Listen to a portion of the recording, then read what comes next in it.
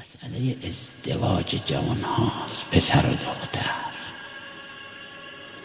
شما خیال نکنید آقا حضرت بقیت الله عجل الله فرجه الشریف، امام عصر ما، امام زمان ما، آقا و سرور همه ما از این وضع خوشحال هستن، یقینا ناراحتن.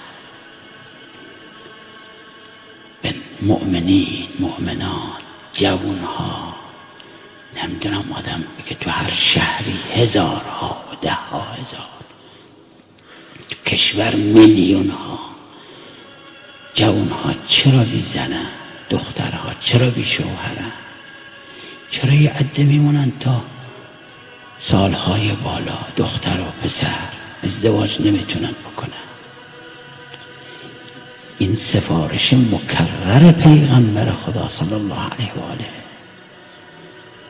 سعی کنیم مسئله مفصلیه، مشکل یک چیزه و اون اینه هر پسری دلش میخواد ازدواج کنه، هر دختری دلش میخواد ازدواج کنه، هر پدر و مادری میخواد پسرش دخترش زودتر ازدواج کنن، سعادتمند باشن، به قول معروف تو خونه بخت برن میخوان. اما یه مشکله، همونی که قرآن اسمشو اسر و اغلال گذاشته، این زنجیرهای اجتماعی دست و پای پسرها رو بسته، دست و پای دخترها رو بسته، دست و پای پدر و مادرها رو بسته. پسر باید کارمند باشه، باید پول داشته باشه، باید ماشین داشته باشه، باید خونه داشته باشه، چه و الا ازدواج نمیتونه بکنه. خود چکار میکنه؟ نعوذ بالله یا به فساد کشیده میشه که میشنوید میبینید. اگر اون فرزند یک جوان خیلی قدرتمند باشه خودداری کنه ناخوش میشه، راه سیام هم نداره، خدا قرار نداده راه سیام. خدا خودش این غریزه جنسی را قرار داده با مصلحتی که خودش میدانه. راه سیام نداره، یا فاسد میشه یا مریض میشه. همین دیروز یه جوان مؤمن متدین اومد پیش من نشست، گفت من یه حرف خصوصی بهت دارم. گفتم بگو. به خورده آب دهنشو خود داد.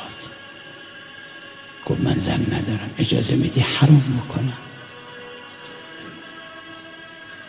حالا تو 1,000,000 چه میاد سوال میکن.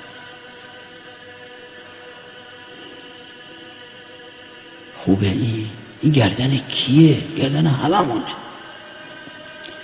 مسئله کار یه نفر نیست، کار یه قشر نیست، وظیفه همه است، وظیفه است. این کاری که میشه ساده انجام داد. همین آقایونی که اینجا تشریف دارید،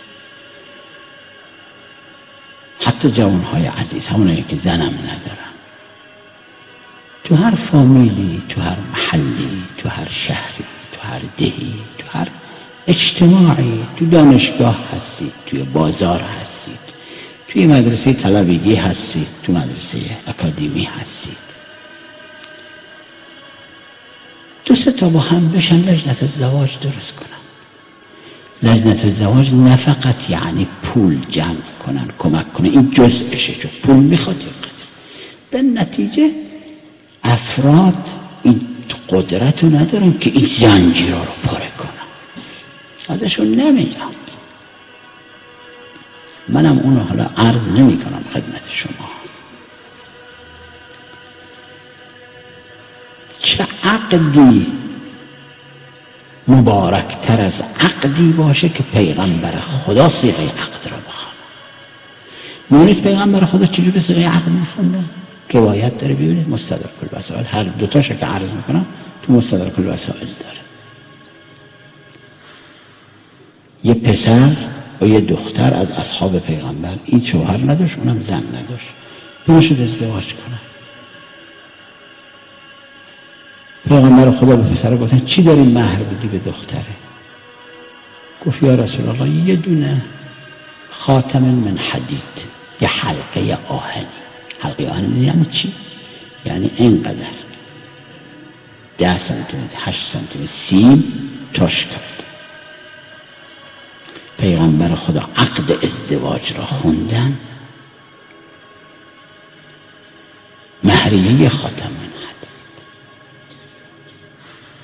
اگه اسلام اینه، اگه اسلام شناسه که پیغمبر اسلام اینه، اگه چیز دیگه هم هست، چیز دیگه هست.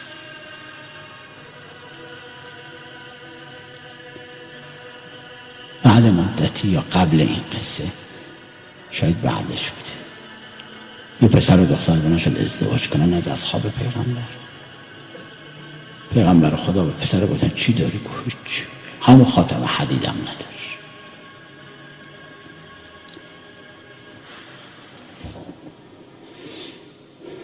فرمودم برو یه چیزی پیدا کن، ازدواج بکنی، یه مهریه، یه چیزی بده، زنت بده. رفت برگشت، کسرتم بی عارضه، کم عارضه است. خود چکار کنه؟ کم عارضه نباید ازدواج کنه. چکار کنه کم عارضه که ازدواج کنه؟ فاسد بشه، یه عدرم فاسد کنه، اون بهتره. یا مریض بشه، مریضای سخت صعب العلاج بگیره، باز به دست اجتماع بیافته. گشت اومد گفت چیزی یا رسول الله هیچی پیدا نکرد.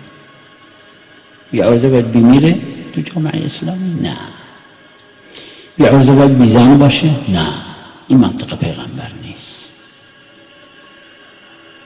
پیغمبر خدا فرمود چی بلدی از این سوره های قرآن که این زنت بلد نیست، یعنی این که میخواد زنت بشه. پیغمبر عقد ازدواج خوندن، مهریه، دوست از این سوره هایی که بلده مهریه رو این قرار داد. اگه پیغمبر اسلام اینن، اگه لقد کان لکم فی رسول الله اسوة حسنه یاد بگیرید ازش اینه، اگه قرآن اینه،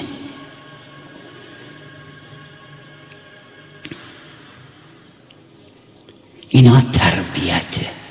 حالا این کارو شما نمیتونید بکنید، منم عرض نمیکنم شما این کارو بکنید.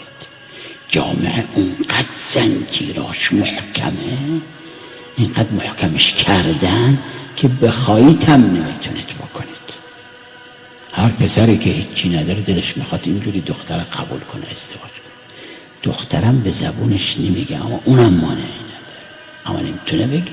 میگن ها زنجیره، اغلال، قرآن اسمشو اغلال گذاشته، زنجیرهای جامعه اجتماعی. لجنت الزواج درست بشه، یه جزءش، چون اینجوری که نیست با یه خاتم من حدید به ما معک من القرآن بشه، یه جزءش پوله، آدم قدر پول جمع بکنه. هر کسی تو هر جایی، تو محلتون، تو شهرتون لجنت الزواج درست کنه، تو دانشگاه لجنت الزواج درست کنه. این یه جزءشه. یه جزء مهمترش اینه پسری که زن نداره بهش بگید تو چرا زن نمیگیری؟